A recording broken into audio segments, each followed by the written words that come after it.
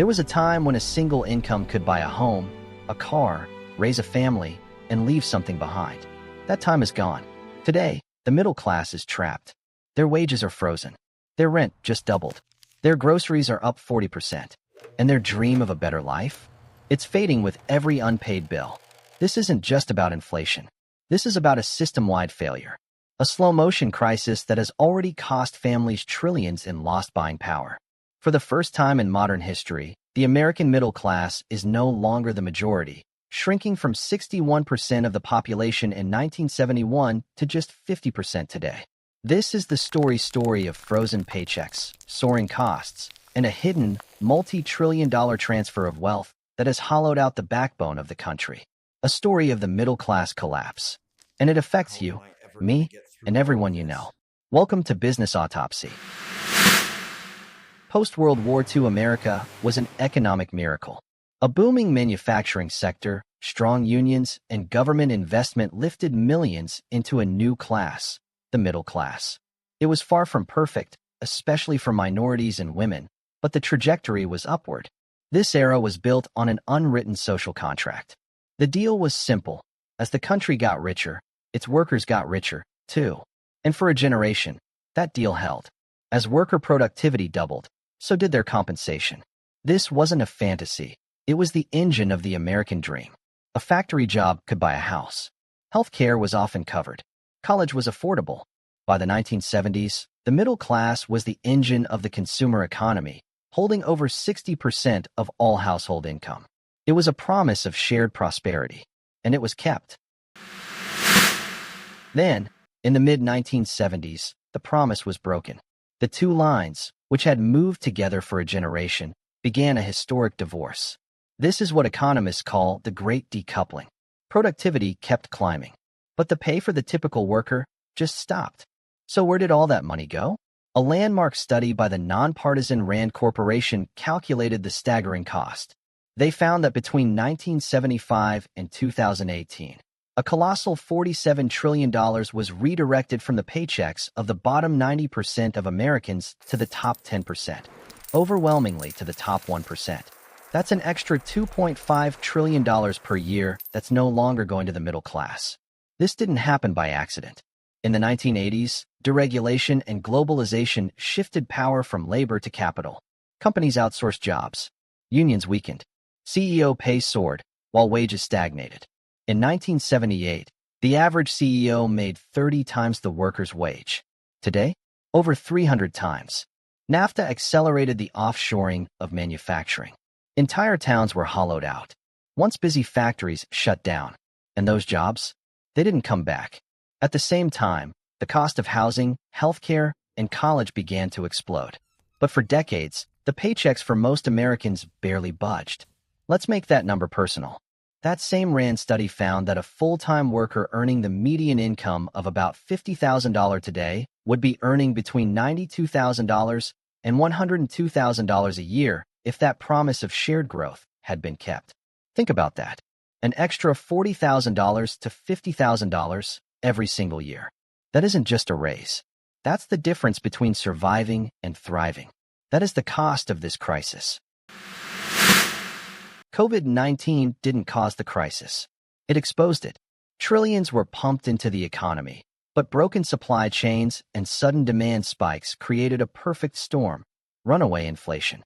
From 2020 to 2024, the cost of living rose faster than any four-year period since the 1970s. But here's the heart of the squeeze. It's not just that everything is a little more expensive. It's that the specific things you must buy to be considered middle class have seen hyperinflation. A study from American Compass created what they call the Cost of Thriving Index. It measures how many weeks a typical worker has to work to afford the basics: housing, healthcare, transportation, and education for a family.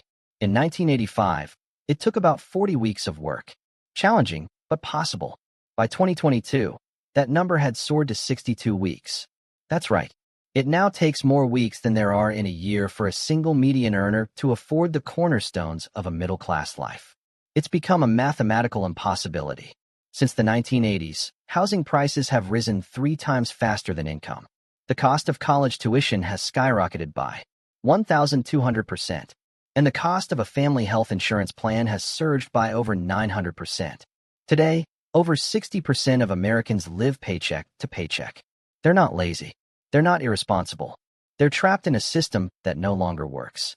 Even professional workers, teachers, nurses, engineers, find themselves drowning in student debt or unable to afford a home in the city they serve. At the heart of this collapse is a business failure, the failure to invest in people. From 2008 to 2023, companies spent over $10 trillion on stock buybacks. That's money that could have gone to wages, innovation, or benefits. Instead, it went to boosting share prices and executive bonuses. The modern economy was re-engineered to shift power. The decline of unions was a key factor, accounting for about a third of the rise in wage inequality for men. But it was also a story of automation. Groundbreaking research from MIT shows that for the last 40 years, automation didn't just help skilled workers, it actively displaced the routine, middle-class jobs on the factory floor and in the office. This single factor may account for up to 70% of the changes in the U.S. wage structure since 1980. The gig economy promised flexibility. It delivered precarity. For many of the nearly 80 million Americans who participate, it's not a choice for freedom, but a necessity to patch the holes in a leaking budget.